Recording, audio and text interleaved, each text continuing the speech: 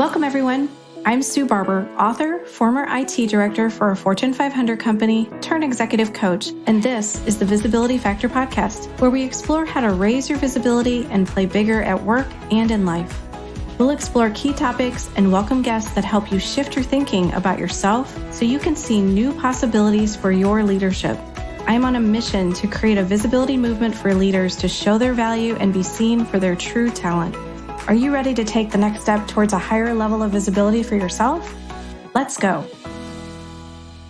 The Visibility Factor podcast is brought to you in part by the 90-Day Visibility Breakthrough Accelerator Program. Do you believe deep down inside that you can have a bigger career, but you don't know how to get there? You can keep doing what you're doing, but what if there is a better way that could accelerate your progress? This 90-day program is a powerful experience that is unique to you and provides dedicated time to focus on your specific challenge. It gives you the time to develop big ideas and plans to execute them, including the tools, resources, and motivation needed for success. Hundreds of clients have used this same program to take them to the next level in their career and to create a better life.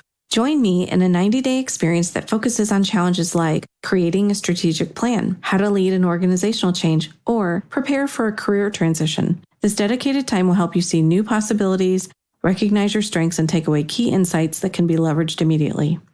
Are you ready to create a breakthrough for yourself? If you're interested in learning more, visit susanmbarber.com/visibility breakthrough accelerator for more information and to sign up for the program. I look forward to seeing you there.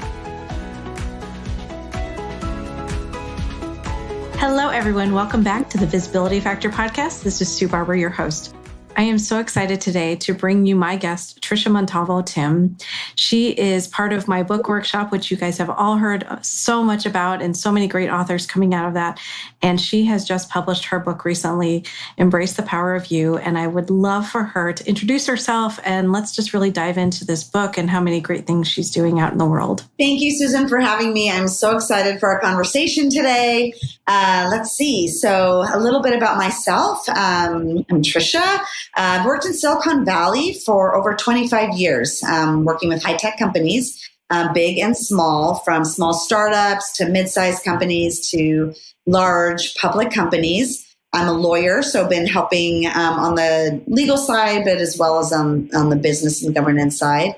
I'm also, currently I sit on the board of a company called Salsify. I'm chair of the comp committee there, member of the audit committee. I'm serving on a couple nonprofit boards. And of course, I'm the author of this new book, Embrace the Power of You, which we just published in March 2023. And my last operational role was as general counsel of a company called Looker, which is a data analytics company that was sold to Google in 2020. So that's on the professional side. But I think what's interesting to give context to this conversation is on the personal side. On the personal side, I'm a first-generation Latina.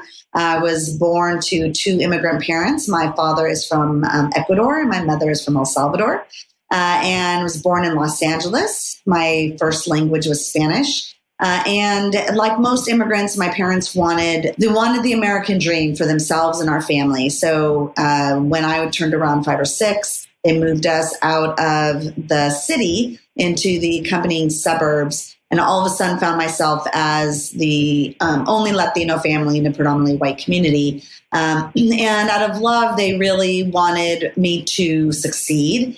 They had thick Spanish accents, so they were discriminated against. And so they didn't want me to go through the same thing. So they taught me to assimilate, like many Latinos and other immigrants in this country have gone through, to blend in, fit in, and I did that and with it, achieved some success, but at a cost, I would say, in terms of not really bringing all of my identity, my cultural identity, my identity as a mom and a myriad of other things, bringing my whole self to the workplace. And so that led to me writing the book because I learned over a couple of decades that eventually that doesn't work.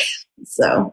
Mm-hmm. Eventually something else shifts inside of you, like something's not working here. So yes. You share so many great stories in your book. I'm going to start when you were a little girl and you talked about going in front of acting agents and people who are making decisions about putting you into different types of media. And they had very specific requests of you. And I would love for you to share that experience, because I'm sure you're not the only one who has been asked to make changes to themselves to be what someone else wants them to be in terms of media. Yeah, thank you for asking that question. As I mentioned, I grew up in Los Angeles, so we were near Hollywood. And I was fortunate enough to, try a little bit of acting, and it was really fun at the beginning. I got my headshots and pictures taken, and put my name on there, and I was very excited. And then I started going on auditions. And audition after audition, I was rejected, which is very, kind of common in the acting world. But what was interesting, and a lesson I learned early on, was after a number of rejections, my manager and agent came to us and said, I think we're understanding what's happening, because I was getting rejected for mainstream parts, English-speaking mainstream parts, but I was getting auditions and placements for Spanish-speaking parts. And so the agent said, I think that she's being typecast. She's being typecast because of her name. My maiden name is Montalvo. And so they said, by just the headshot and my name, I'm just being sorted away from the mainstream parts. And so they wanted me to have more opportunity and to get more looks. And so they changed my name to McLean. So I all of a sudden went from Tricia Montalvo to Tricia McLean. And so I remember vividly, because it was a conversation in our home, my father really not understanding this. He was like, why are you embarrassed of our name? Because it's his name, are you ashamed of it? And I really didn't know how to answer that, because I wasn't, at least at the time. I didn't know to be. I didn't know that was something that made me different. But it was a conversation that we had. And I remember just, the agent saying, you just need to be more American, and McLean will make you more American. I mean, how impactful for you at such a young age to hear your name and who you are in real life, right, is not American enough for them, right? How do you think that impacted you from that point forward, going into school and other things that you were involved in? I think it impacted me greatly. Of course, at the time, as a kid, you just kind of move on. But, I think it really started the journey of realizing what I needed to do to show up as more American, as more to fit in to the environment around me. So I, from changing my name to changing, the way I wore, the way I wore my hair, or even what I talked about. I then, unfortunately, being where I was growing up, there was a lot of racial comments, particularly around the Latino community. And so I realized, in my mind, it felt like it would not benefit me to be identified with the Latino community. So I started really not talking about where my family was from. And so it just kind of spiraled from there. Wow. I mean, it's just, I've read her book, everyone. So please get this, because I learned so much about you, first of all, just in your life and all of that. But there are so many things that I identified with differently, right? Slightly differently than your experience, but very similar in terms of like trying to hide, trying to fit in, trying to be what everybody else wanted me to be. And I know that was true for you. I think the one that was interesting was when you talked about, I think it was at a work event or something, and depending on maybe the age of the person or the ranking within the company, how you changed what you would talk to them about. I found that very fascinating. and I probably did too. And I just didn't think about it that way. But can you share a little bit about that? I think that was really cool that you talked about that. Yeah, I call it the scan, evaluate, adapt process. And I just learned to do it and I think it's because I realized when I wasn't connecting with people, and I knew that to succeed, I needed to connect. And so I learned this skill to how do I connect with different people. And so, for example, if I was at a work event, if I was talking with a more senior executive male, my conversation would be, hey, did you see the latest, trends in the stock market or industry, or something around financial metrics or industry, to really try to change their perspective of me in their eyes as a peer and an equal in the business world. If I found myself with a younger person who was into sports, I would say, hey, did you see the Warriors game? Let's, talk about what happened there, and then if I found myself with a spouse, a woman, who maybe was a stay-at-home mom, I would kind of soften my body language and talk about, our kids and the PTA and, the sports events. And, so I just would kind of figure out who is it that I'm talking to, and how do I adapt to them. And, in a lot of ways, many of us do that. It's not necessarily a bad thing. But I think what I noticed the difference is between, for example, me and my husband's a white guy, is that he can have those same conversations, but it doesn't change who he is. Feels completely comfortable talking to an older white gentleman about his kids in the baseball game. Whereas if I went in and started talking about my kids and the baseball game, I all of a sudden am perceived differently. So I needed to figure out how am I going to be perceived in each of these situations, and had to use the energy of figuring that out.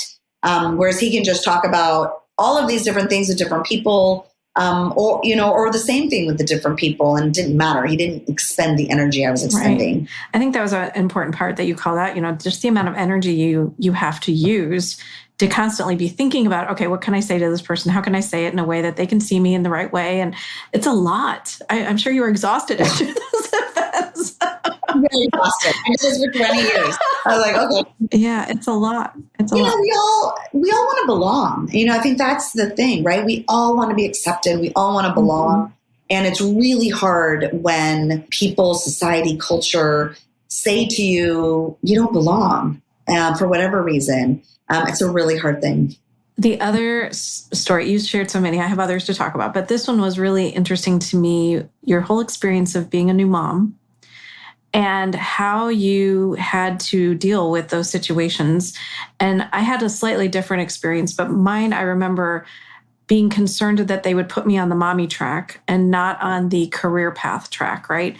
And so I was very cautious about talking about my kids. I'd try to duck out for doctor appointments or whatever without too much fanfare, and just try to silently go do that and tell my boss.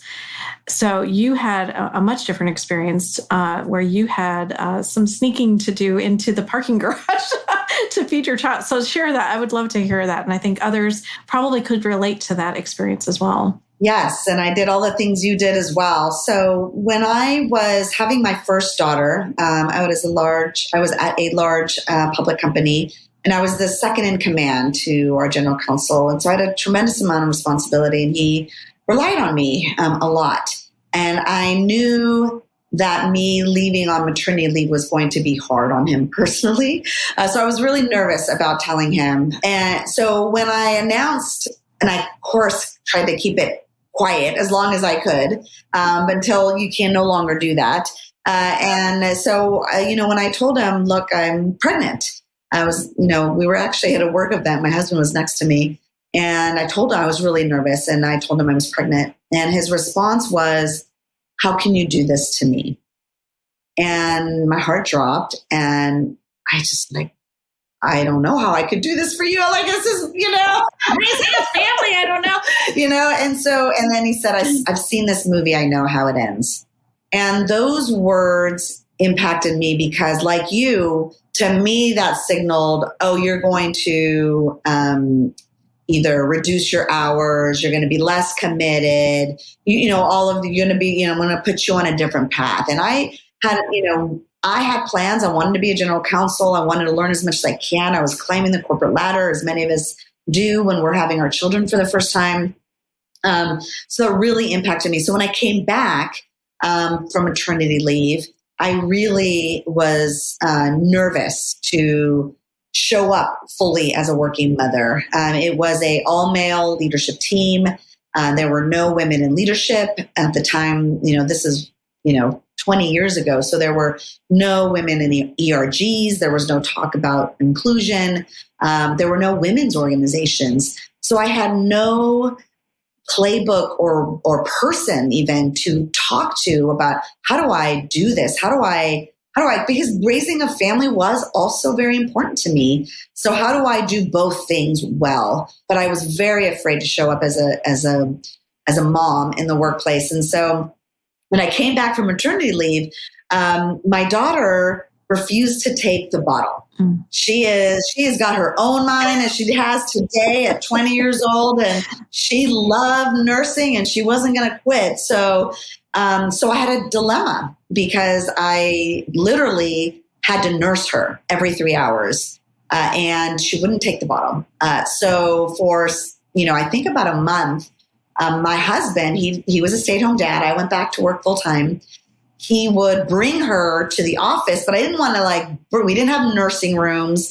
So I didn't want to bring her and say, hey, I got to, break and nurse, to all these men.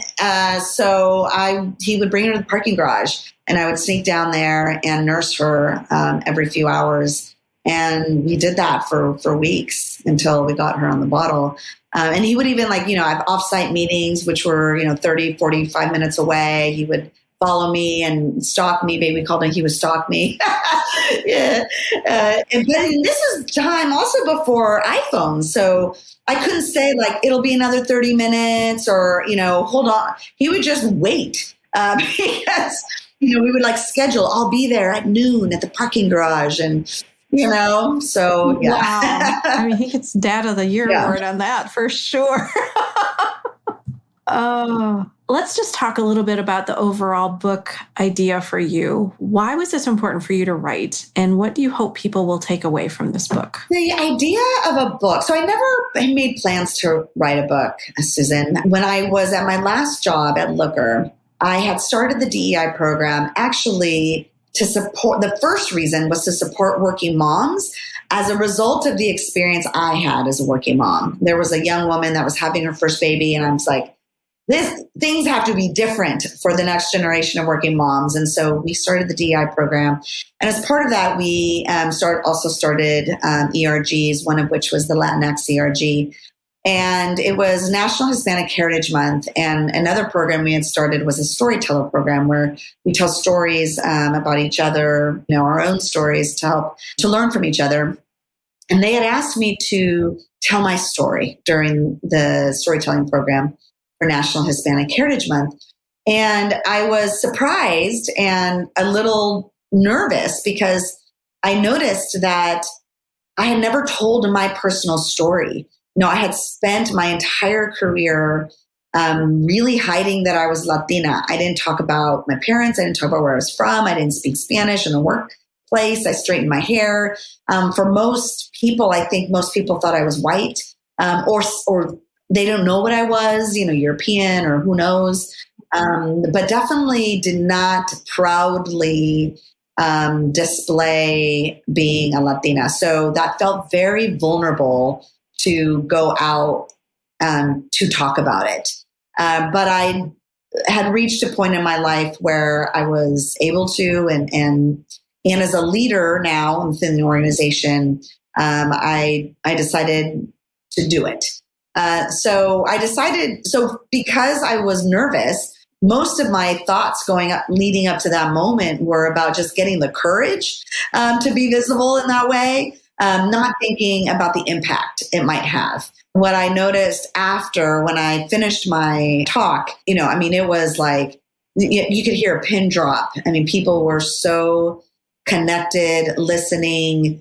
And particularly members from the Latino community and Latinas in general, in particular, came up to me after, some were crying and just we had never seen a Latina in leadership. We've never seen anyone like me. Your story is my story. And I just was taken back. I was just shocked that just telling my story, where I came from in my career, actually made a difference to people and to be seen. Latinas are the least represented in leadership in C-suite, the boardroom, venture entrepreneurs were, 1% in most areas. And so you literally don't see anyone like yourself in those roles. So it's hard to imagine yourself in those roles. And so I remember walking home that day, and I told my husband, today my life changed. And I don't know how, but I knew it did. And I think that was the first time I realized telling my story made a difference, and I need to tell it somehow. And so I think it was a couple years later, we sold the company to Google, and then we were in COVID. And so I was in the middle of COVID, and someone had reached out about creating a group of women to support each other in writing books. And that's how I decided to write the book. So do you have like a specific target reader that you want to really find this book and feel like it's for them? So my ideal reader is somebody who feels like an other in the workplace, but really wants to belong and is struggling to fit in, but may not realize by showing up as their authentic self is their path to success and fulfillment in their life and their career. So the book really is for that reader that is struggling to belong, wants to belong. And you can be an other for so many different reasons. I mean, for me, it was my, ethnicity and being a working mom, but it can be economic class. You may have grown up in a, low-income family and were on food stamps and Medicaid. It may be you have a learning disability. It may be your religion. It may be your sexual orientation or sexual identity. So there's a number of different reasons why we don't feel like we belong and fit in. And I think this book resonates to anyone who has ever felt othered. But it also, when I, ended up doing towards the end of my editing process, I also think it's for the ally. It's for the leader who wants to create inclusive workplaces. At the end of each chapter, I have manager strategies. They're very practical, easy to do.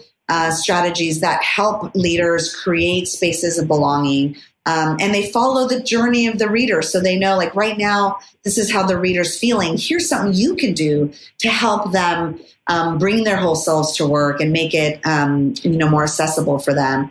And I'm really getting some great feedback from especially our white male allies that said it's eye-opening for them because they, had similar career experiences in the sense of, they were both corporate lawyers. They did the same things I did. And their path was easy. And because their path was easy, they didn't think they thought it was easy for everybody. They didn't realize It was hard for other people. And so that aha moment I'm just so excited about that. And I love those specifically because I do think back when I was leading our ERG at Kraft, we did some programs, trying to build allyship for women. And it was interesting because we included men in some of these conversations. And it wasn't that they didn't care or want to help. They just didn't know how. And so just opening the door to those conversations, I think, was really impactful for them. And what was the biggest benefit, I thought, coming out of that is they actually took what they learned and went home and talked to their wives and their daughters and, sisters about, which I didn't expect to be something that helped, but also to be a better manager for their, women employees that they had and really try to help them grow and develop, which I think they wanted to do. They just didn't know how. No, absolutely. There's actually a study that I just learned from a company called Prism around this very topic, that men want to be part of the conversation. They want to help. Like you said, they don't know how, and they're also afraid. They don't want to get it wrong. So I think that including them in the conversation is so important. And I'm hoping that this book and this conversation we're having will help with that. I think it definitely will. And having read her book, I mean, there are so many things in there that I just saw myself in, obviously some of your experiences too. So I know it crosses, for any group who's really feeling excluded or not part of belonging in an organization. And I think you wrote something, so I copied it down. I want to read it. Altering yourself to blend in with the mainstream eventually leads to alienation and disconnection, which I thought was so powerful because I don't think people put two and two together that that's happening for them. They just realize that they just don't know how to fit in, or they don't feel like they fit in, whether that's in conversations or in meetings or whatever that may be. Yeah, no, I think that's the real loss, because we want to connect. I mean, we want to be part of, the conversations in our workplace or in our communities. And it's really alienating when you don't feel a sense of belonging. I think studies have shown that when you don't bring your whole self to work, leads to things like anxiety and depression and other conditions. So you also talk about perfectionism in the book and your own experience with that. And I definitely related to that one for sure. So explain a little bit about how that impacted you. Yeah, so I am absolutely a perfectionist. I still have to manage it every day. And I think, as I have more and more of these conversations, I think, everyone might have a perfectionism, but I feel like I see it more with women, with people of color, immigrants, people that have had to work a little bit harder in the workplace to be, validated and credible. I think research shows that for that group, we get rewarded or promoted off of our achievements and not on our potential. So our achievements really do have to be better. And so we have put that on ourselves.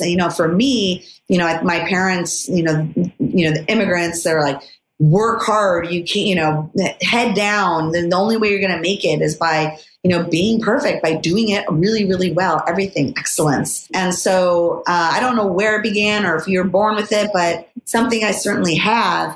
And it's what's, in one way, it certainly, helped me succeed. I was always, top of my class and, getting all the awards and doing the things. So, it propelled me for sure.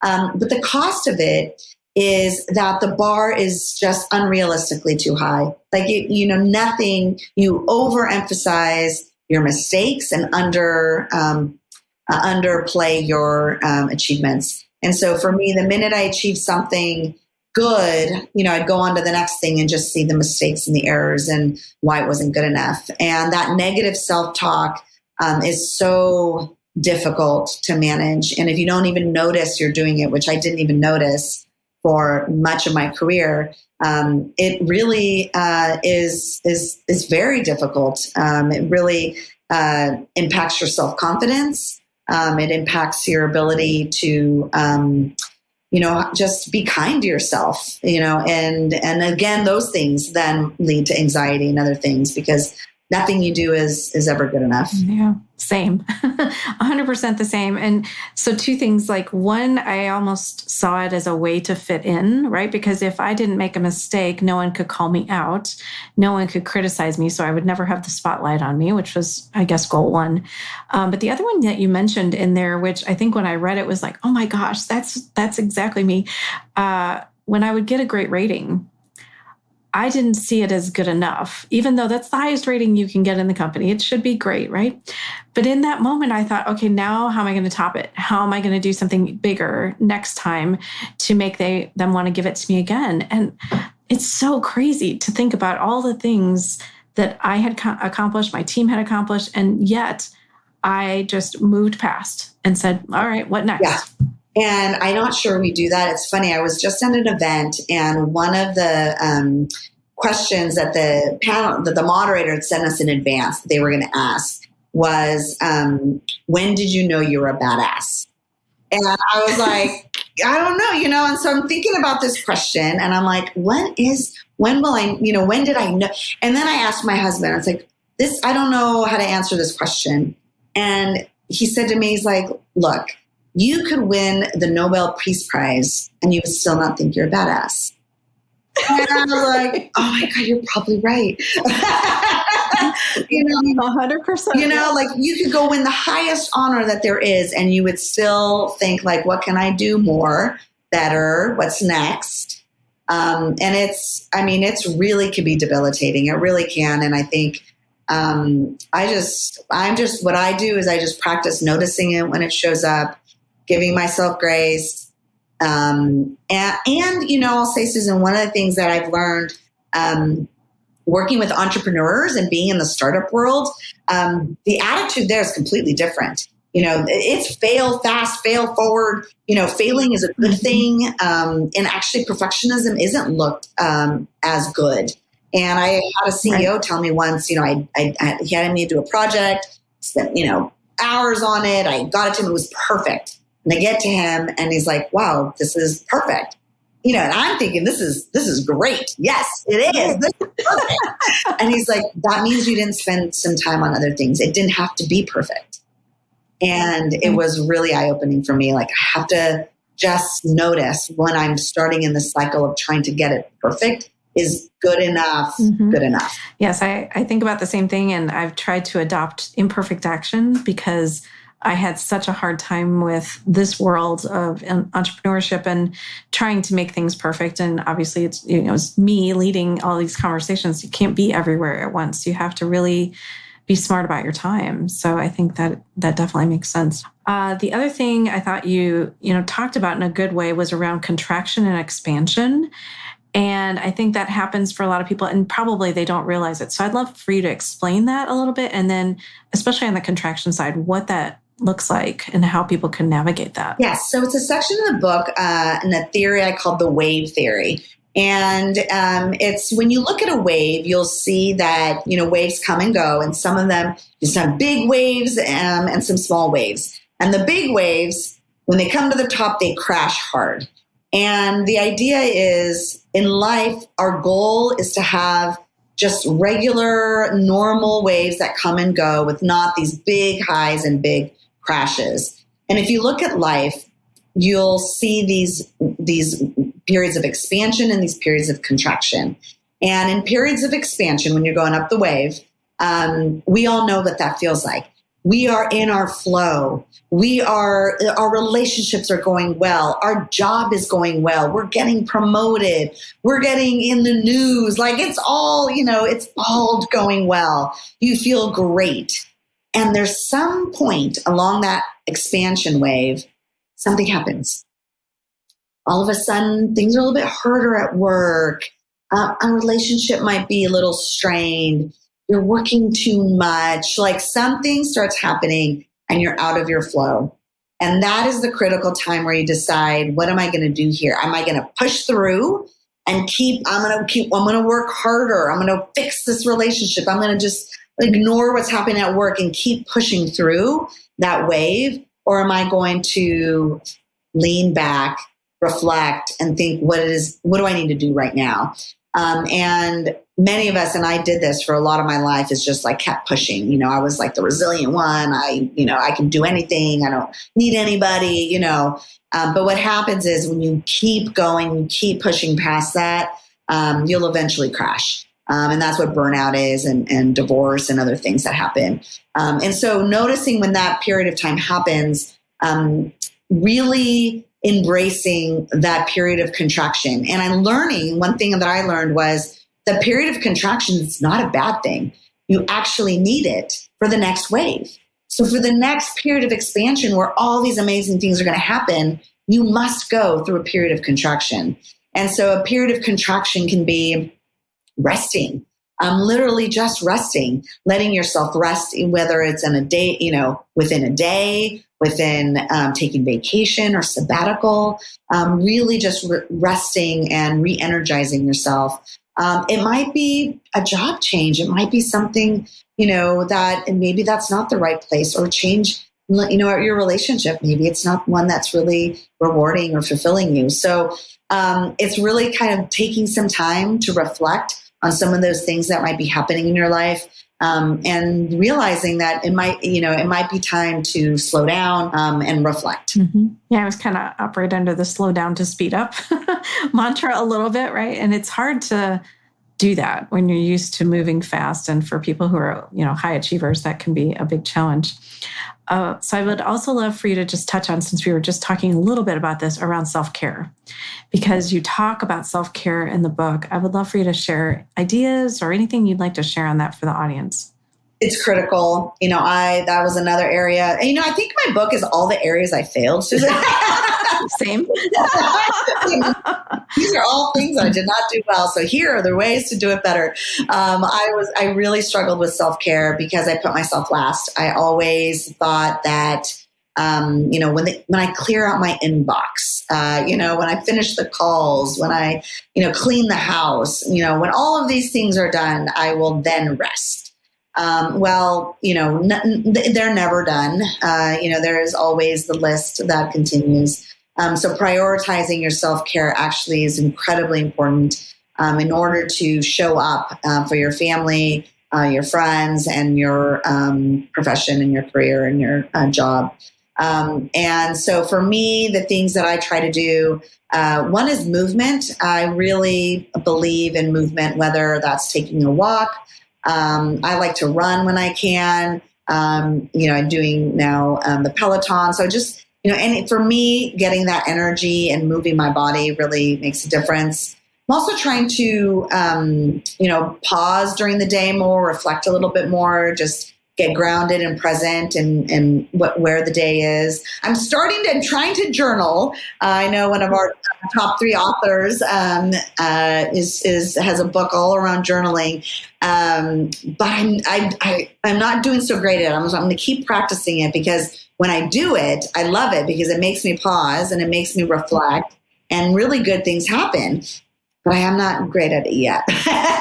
It's definitely a habit to build and I have my own challenges with that too. I start and stop a little bit here and there, but I think that's okay.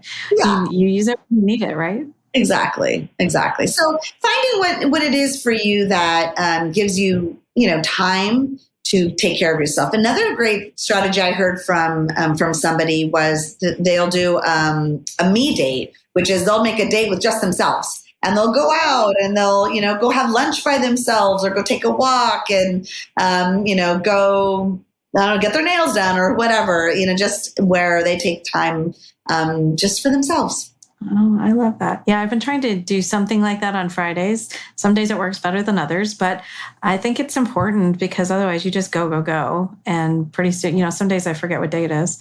And you just begin to wonder like, okay, I'm doing this for a reason. I want to have space and time, and I'm not doing that for myself. So it's been a good opportunity for me to try more of it this year, for sure. I just saw a little graphic that Adam Grant posted on social, and it was a tombstone. And on the tombstone, it was a cartoon, and it said, "Born, busy, died." Oh my God. Right? Wow. Right? That's impactful, right? So I was like, is that what you want it to say? Just busy. There's more to life. There's other things. I love Adam Grant stuff because he's just to the point, man. He just to the point. Yeah, born, busy, dead. Oh, that's so crazy. Oh my gosh. Well, I am going to transition us into what I call the Rise Up and Be Visible quick tips. And these are 4 questions that I ask every guest. So I can't wait to hear your answers on this. The first one, visibility is fill in the blank and then tell me why you chose that answer. Visibility is important to tell our stories. I think that one of the things that's hard for many of us is to tell our stories, but I think the impact of seeing others like us in positions of leadership and other ways is so important. And if you are not willing to be visible, then you can't be seen. One of the things that I remember in my career, it was very hard not seeing any Latina law firm partner, general counsel, executive. Like I didn't see myself anywhere. And, 25 years later, what a disservice for me not to be visible for the next generation. Mm-hmm. So we need to be seen. Yeah, I love that. How are you being visible right now? Well, I'm doing the big thing. I wrote a book. So I wrote this book. I'm speaking to, lots of organizations and communities, and really just trying to encourage others to also be visible. And it's just like you the importance, I never actually realized how important it was to be visible. I was the, head down, behind the desk person. And visibility is not only important, for the reasons I'm doing it is to tell my story, but for even career advancement and development, like people need to see you and know what you're doing. And if you're not coming out from behind the desk, then they're not going to know, what you can contribute. Yeah, they won't think of you for opportunities if you're not getting in front of them and showing them what you can do. Next question. What is the best leadership or career advice you've received? Well, I'm really right now leaning into vulnerability and authenticity. So I think that all of Brene Brown's books really resonate with me, and they resonated with me from The Gifts of Imperfection to Dare to Lead. And just, I think that as leaders, being vulnerable allows others in the room to be vulnerable and to be seen, and it creates psychological safety within that space to really create genuine human connection. And I think we all do better when we feel seen and connected, and I think that's an important role for leaders. And what is a book you would recommend to the listeners? Ooh, gosh, there's so many books. I just named a couple, but one book that I recently read that I really love, and this is for your readers that might be people of color or women of color, is called The First, the Few, the Only by Deepa Prasithamon. And it's just the first book that I read where I felt fully seen as a woman of color in the business space. And it tells a lot of stories and a lot of data. And it just made me feel validated and seen. So for your women of color listeners, I think that's a really great recommendation. That's amazing. Yeah. And the more that we can talk about this and get people to see what may be missing or a gap that they don't even realize that they're, I think that's the challenge, is a lot of people don't even realize that they're not seeing, right? Or they're saying something maybe not in the best way and they don't even realize it, right? Unfortunately. So, well, I loved having you here. I'm so glad we got to connect on your book coming out, and I'm so thrilled for you and so proud of you for your journey and talking about your journey and being vulnerable. Of course. Yeah, we have so much overlap. It was so crazy as I was reading. I'm like, yep. But yeah, I think yours is important to tell because others may be looking up to you at this point and saying, well, now that I've seen what Tricia has done, I can be that person too. It's possible for me. Yeah. And I think we all need to be examples and talk about these things. It's our responsibility, right? To get people and move them up the ranks, right? If that's what they're interested in doing, or just be able to use the name that they want to use and have their hair the way they have it. Yeah, exactly. This is so simple. Well, thank you so much for being here, Tricia. I will put all the links to everything that she shared and her book so that you guys can get it if you haven't heard about it yet. Please get it. I truly, truly loved it. And it's even being sold in airports now. Like she's everywhere now. So please pick it up when you're traveling if you're out there and you need a book to read on the trip. Yeah, it's Embrace the Power of You, Owning Your Identity at Work. Yes, I love that. And it's got little people on the front cover. It's really, really catchy. Yeah. And I know that I just saw it on the shelf when you showed the pictures. It just stands out on the shelf for sure. So everybody can see it. Well, congratulations. Continued success on the launch. I know it's an ongoing process and I know it's doing great. So happy for you. Thank you. Thank you so much, Susan, for having me. It was a great conversation. I loved it. Thank you. Yay. I know. Me too. All right. Thanks everybody for joining today on the Visibility Factor podcast, and we'll catch you on the next one. Thanks so much for listening to the Visibility Factor podcast. Remember that visibility starts with small steps that are intentional and consistent each day. Be bold, be visible, be the leader you were meant to be. Find us and subscribe on Apple Podcasts, Spotify, and wherever else you listen to podcasts. Follow us on all of our social media platforms, which are highlighted in the show notes. Thank you for listening, and we'll see you next time on the Visibility Factor podcast.